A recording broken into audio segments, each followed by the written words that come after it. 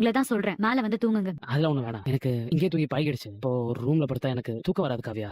இங்கே படுத்து தூங்குறேனே. இப்ப என்ன காலம் முழுக்க இங்கேவா இருக்க போறீங்க? இல்ல இது நாள் வரைக்கும் இங்கதான் தூங்கிட்டு இருந்தீங்களா? இல்ல ரூம்ல தானே இத்தனை வருஷம் தூங்கிட்டு இருந்தீங்க. அங்க வந்து தூங்குறதுக்கு என்ன? நான் அதான் சொல்றேன்ல, நான் கிச்சன்லயே படுத்துக்கிறேன். எனக்கு முக்கியமான வேலை இருக்கு. அப்படி என்ன முக்கியமான வேலை?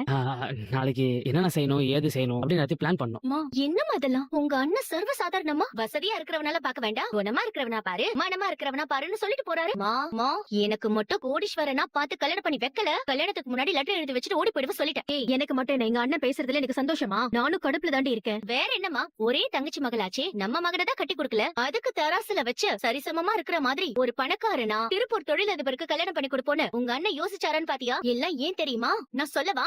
ஏண்டி உங்க அண்ணனுக்கு நல்ல புத்தியே கிடையாதுமா. அவர் மகளுங்க 2 பேர் இருக்காங்கல்ல, ஒருத்தி ஓடி போய் வாதியார கல்யாணம் பண்ணிக்கிட்டா, இன்னொருத்தி வீட்ல இருந்து டிரைவர் தான் கல்யாணம் பண்ணிக்கிட்டா. அப்படி அவர் மகளுங்க 2 பேரும் ஒரு சாதாரண இடத்துல வாக்குப்பட்டு போயிருக்கிறப்ப உனக்கு மட்டும் என்னடி ராஜ வாழ்க்கை கேக்குதுன்னு ஒரு கெட்ட புத்தியில தான் எனக்கு ஒரு சாதாரண இடத்துல மாப்பிள பார்க்க சொல்லிருக்காருமா. ஏமா என்ன பார்த்தா என்ன இழிச்ச வாய் மாதிரி தெரியுதா? எங்க அண்ணன் ஏற்பாடு பண்றத பண்ணட்டும்டி. நான் அம்மா உனக்கு பாக்குறேன்டி ஒரு மாப்பிளைய, சும்மா சிங்க குட்டி மாதிரி செல்வ செழிப்புல இந்த உலகத்திலேயே 10வது பணக்கார 15வது பணக்காரன்